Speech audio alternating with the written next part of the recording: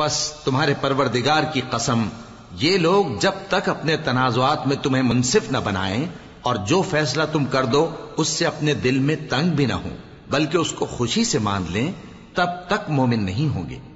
اور اگر ہم ان پر فرض کر دیتے کہ اپنے آپ کو قتل کر ڈالو یا اپنے گھر چھوڑ کر نکل جاؤ تو ان میں سے تھوڑے ہی لوگ ایسا کرتے،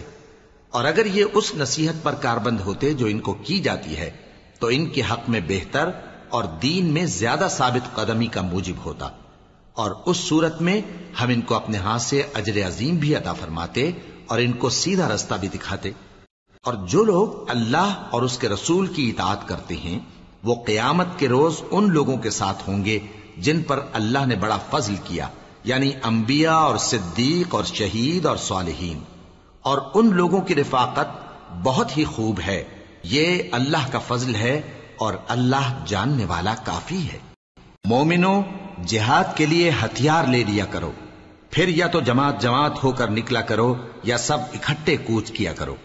اور تم میں کوئی ایسا بھی ہے کہ خواہ مخواہ دیر لگاتا ہے اور پیچھے رہ جاتا ہے، پھر اگر تم پر کوئی مصیبت پڑ جائے تو کہتا ہے کہ اللہ نے مجھ پر بڑی مہربانی کی کہ میں ان میں موجود نہ تھا۔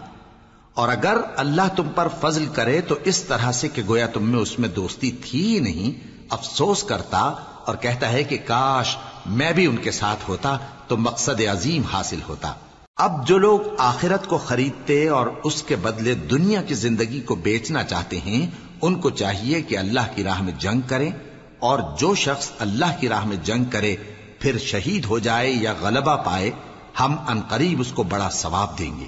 اور تم کو کیا ہوا ہے کہ اللہ کی راہ میں اور ان بے بس مردوں اور عورتوں اور بچوں کی خاطر نہیں لڑتے جو دعائیں کیا کرتے ہیں کہ اے پروردگار ہم کو اس شہر سے جس کے رہنے والے ظالم ہیں نکال کر کہیں اور لے جا، اور اپنی طرف سے کسی کو ہمارا حامی بنا اور اپنی ہی طرف سے کسی کو ہمارا مددگار مقرر فرما۔ جو مومن ہیں وہ تو اللہ کی راہ میں لڑتے ہیں، اور جو کافر ہیں وہ شیطان کی راہ میں لڑتے ہیں، سو تم شیطان کے مددگاروں سے لڑو اور ڈرو مت، کیونکہ شیطان کا داؤ کمزور ہوتا ہے۔ بھلا تم نے ان لوگوں کو نہیں دیکھا جن کو پہلے یہ حکم دیا گیا تھا کہ اپنے ہاتھوں کو جنگ سے روکے رہو اور نماز پڑھتے اور زکات دیتے رہو، پھر جب ان پر جہاد فرض کر دیا گیا تو بعض لوگ ان میں سے لوگوں سے یوں ڈرنے لگے جیسے اللہ سے ڈرا کرتے ہیں، بلکہ اس سے بھی زیادہ، اور کہنے لگے کہ اے اللہ تو نے ہم پر جہاد جلد کیوں فرض کر دیا، تھوڑی مدت اور ہمیں کیوں مہلت نہ دی؟ اے پیغمبر ان سے کہہ دو کہ دنیا کا فائدہ بہت تھوڑا ہے اور بہت اچھی چیز تو پرہیزگار کے لیے نجات آخرت ہے، اور تم پر دھاگے برابر بھی ظلم نہیں کیا جائے گا۔ اے جہاد سے ڈرنے والو، تم کہیں رہو، موت تو تمہیں آ کر رہے گی، خواہ مضبوط قلعوں میں رہو۔ اور ان لوگوں کو اگر کوئی فائدہ پہنچتا ہے تو کہتے ہیں یہ اللہ کی طرف سے ہے، اور اگر کوئی مصیبت پہنچتی ہے تو اے پیغمبر تم سے کہتے ہیں کہ یہ آپ کی وجہ سے ہمیں پہنچی ہے۔ کہہ دو کہ رنج و راحت سب اللہ ہی کی طرف سے ہے۔ ان لوگوں کو کیا ہو گیا ہے کہ بات بھی نہیں سمجھ سکتے؟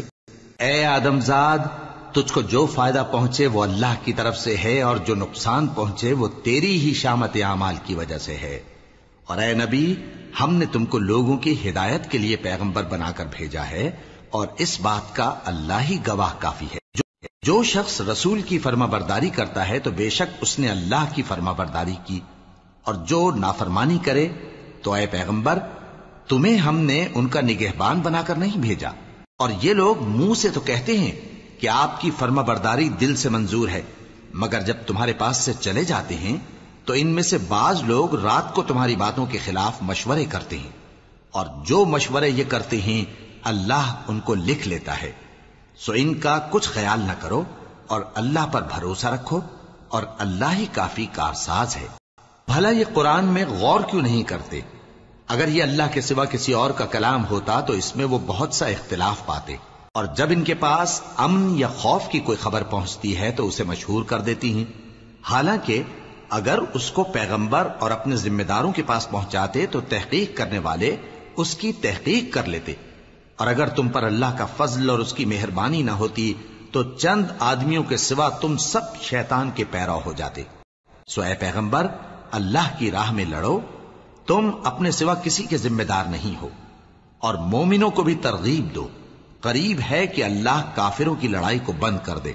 اور اللہ شدید ترین جنگ کرنے والا ہے اور سزا دینے کے لحاظ سے بھی بہت سخت ہے۔ جو شخص نیک بات کی سفارش کرے تو اس کو اس کے ثواب میں سے حصہ ملے گا، اور جو بری بات کی سفارش کرے اس کو اس کے عذاب میں سے حصہ ملے گا،